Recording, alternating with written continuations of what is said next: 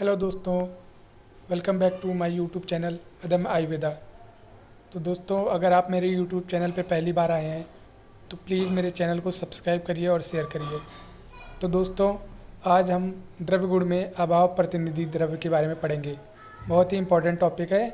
इसका brief description book में दिया नहीं है, तो इसलिए मैं आपको यहाँ पर एक्सप्लेन कर रहा हूँ। एग्जाम में बहुत बार पूछा गया है ये।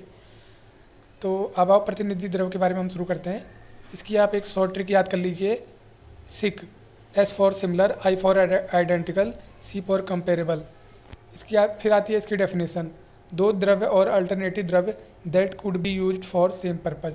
अर्थात किसी औषध योग को बनाते समय उसमें पड़ने वाले किसी द्रव्य के न मिलने पर उसके स्थान पर उसके समान गुणधर्म अथवा मिलते जुलते द्रव्य का जब उपयोग किया जाता है तो उसे अभाव प्रतिनिधि द्रव्य कहते हैं। अर्थात जब हम कभी किसी औषध योग को बनाते हैं तो उसमें जिन जिन द्रव्यों की आवश्यकता होती है, यदि उनमें कुछ द्रव्य ना मिले तो उसके प्लेस पर हम कुछ ऐसे द्रव्य का उपयोग करते हैं जो कि गुण धर्म में उसी के समान होते हैं, तो उसी को कहते हैं अभाव प्रतिनिधि द्रव्य।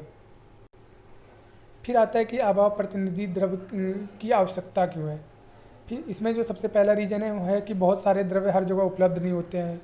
कुछ द्रव्य ऐसे होते हैं जो कि आज उपलब्ध नहीं है लेकिन पहले उपलब्ध थे।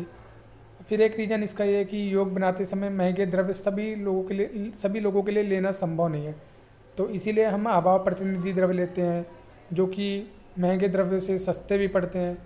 फिर आता है कि अभाव प्रतिनिधि द्रव्य को सिलेक्ट करने में क्या क्या हमें सावधानी बरतनी चाहिए। तो इसमें जो सबसे पहला है कि अगर किसी द्रव्य योग में एक ही द्रव्य का हम उपयोग करते हैं तो उसमें हमें अभाव प्रतिनिधि द्रव्य को यूज नहीं करना चाहिए।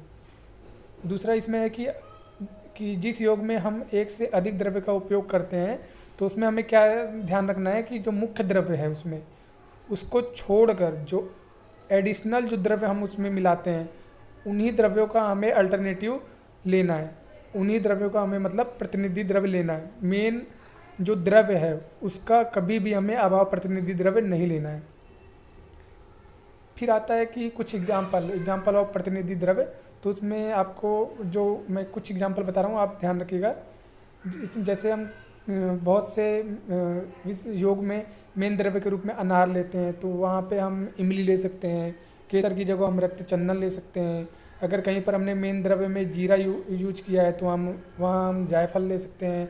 अगर हमने दही यूज किया है कहीं पर मेन द्रव्य में तो हम मट्ठा ले सकते हैं। मधु की जगह हम पुराना गुड़ ले सकते हैं। ऐसे ही कुछ एग्जांपल जो और हैं उसमें अगर हम मेन ड्रग सौंठ लेते हैं तो हम उसकी जगह अदरक यूज कर सकते हैं। द्राक्षा की जगह हम खजूर यूज कर सकते हैं। मिश्री की जगह हम चीनी यूज कर सकते हैं। मदिरा की जगह हम आसो अरिष्ट यूज कर सकते हैं। स्त्री दुग्ध की जगह हम गाय या बकरी का दूध यूज कर सकते हैं। तो ये था कुछ एग्जांपल। तो दोस्तों, ये बहुत ही इंपॉर्टेंट टॉपिक है, बहुत ही छोटा टॉपिक है। जनरली एग्जाम में 5 या 10 नंबर में पूछा जाता है। कभी कभी पीजी में भी पूछा जाता है, ये पीजी एंट्रेंस में भी। तो ये आज का टॉपिक था अभाव प्रतिनिधि द्रव्य। तो दोस्तों, अगर आपको मेरा चैनल अच्छा लगा हो तो प्लीज़ इसको लाइक करिए, शेयर करिए, सब्सक्राइब करिए।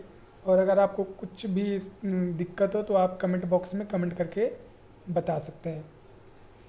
तो ये आज का टॉपिक था अभाव प्रतिनिधि द्रव्य। धन्यवाद दोस्तों।